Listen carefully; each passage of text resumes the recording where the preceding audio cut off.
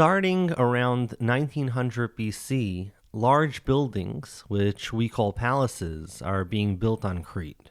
These early palace sites are Knossos, Phaistos, and Mallia. These palaces are often argued to have in part served as centers of agricultural redistribution, though it may alternatively be that palace-owned properties were sufficient for producing the amounts evidenced by the palace storage rooms with their large containers. More palaces were built over the ensuing years at Katozakro, Petros, Galatas, Archanes, Gornia, and Palikastro.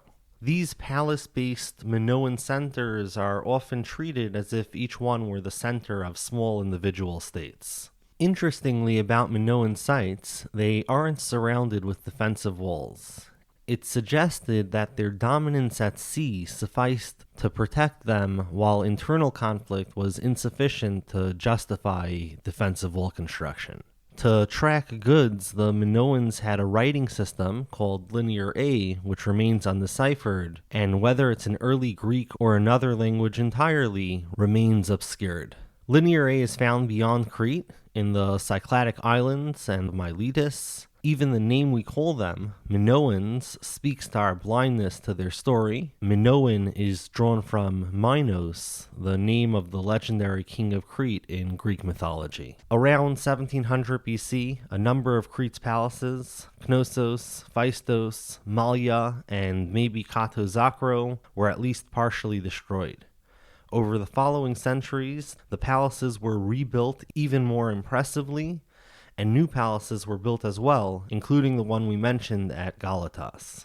One of the windows into Minoan culture comes from the palace wall paintings, some of which depicted creatures of the sea, and there's also depicted an apparent sport involving propelling oneself over a bull. Minoan association with bulls is raised by later Greek mythology, where it's imagined that under King Minos' palace sat a labyrinth with a deadly half-man, half-bull, the Minotaur. Minoan culture existed beyond the island of Crete, as is nicely evidenced by the artifacts on the island of Thera.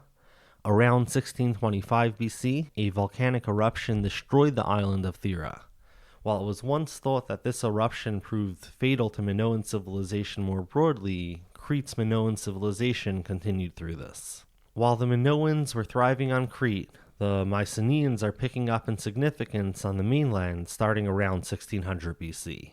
From around this time comes a royal burial complex called Grave Circle B, whose burial goods demonstrate extensive trade. Newer, dating to the 16th century BC, is Grave Circle A. Around 1450 BC, the Minoan palaces falter, and the only palace to live on is the one at Knossos. From 1450 on, we start seeing a new script making the rounds, and this time we know what it says and what language it's in. We call it Linear B, and the language it captures is Greek.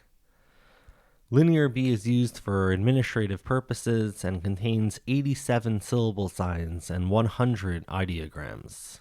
And in a glimmer of cultural terms that lived on to the Greeks of the Archaic and Classical periods, these tablets contain the mention of numerous later Greek deity names, including the highest of them all, Zeus. Linear B became the writing system used in the palace at Knossos and is found at some other Cretan sites as well, suggesting to some that Mycenaean dominance had been asserted on Crete. In the 14th century, palaces were constructed at Mycenae, Tiryns, and Pylos. Unlike the Minoans, Mycenaean sites had defensive walls. We get a glimpse of their elite through burials, such as the bronze suit of armor found in a 14th century BC burial at Dendra. Back on Crete, the last remaining palace, the one at Knossos, fades in the 13th century. Mycenaean civilization grew stronger still and peaked in the 13th century BC. The large treasury of Atreus' tomb dates to between 1300 and 1250 BC, and another important site that, based on pottery count, would seem to be peaking during this time as well is the Palace of Nestor, near Pylos. At the site of Mycenae, too, it's from the mid-13th century BC that the Lion Gateway was constructed. It's sometime during the third quarter of the 13th century that many of those who believe the Trojan War went down in some form think it occurred. Perhaps around the start of the second half of the 13th century, chaos started seeping in, and we see the elite homes beyond the protective walls at Mycenae destroyed. The 12th century proved to be fatal. Mycenaean civilization declines, and, likely caused by internal warfare, looting and burning is widespread. By 1100 BC, the Mycenaean palaces no longer existed. Mycenae had retracted into a village.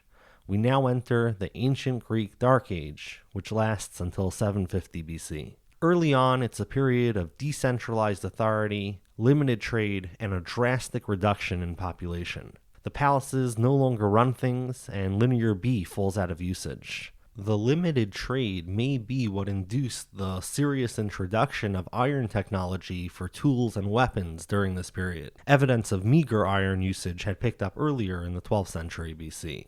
Many settlements ceased to exist, and those that remained reduced in size. But in the 10th century BC, the population started to rise again, and trade increased some as well. Greeks, especially from Athens, are starting settlements across the Aegean and onto the Turkish coast in what's called the Ionian Migration. From around 950 BC dates a large tomb, or perhaps a funeral pavilion, from Lefkandi. This 50 by 13 meter construction is the largest building we know from this time. The man and his wife, elites, are buried with luxuries, and the woman may have been sacrificed to accompany her husband in death. Dating to the 9th century is the sanctuary of Olympia, where we already see early on terracotta and bronze figurine offerings. This and other already existing sanctuaries in part play the role of meeting place for elites of different communities. Before we leave the Dark Age, around 800 BC, the Greek alphabet is fashioned, adopting and adapting the Phoenician alphabet, changing certain letters to stand for vowels. And the first Olympics, an event that evidences inter-elite connections and shared values, is said to have occurred in 776 BC.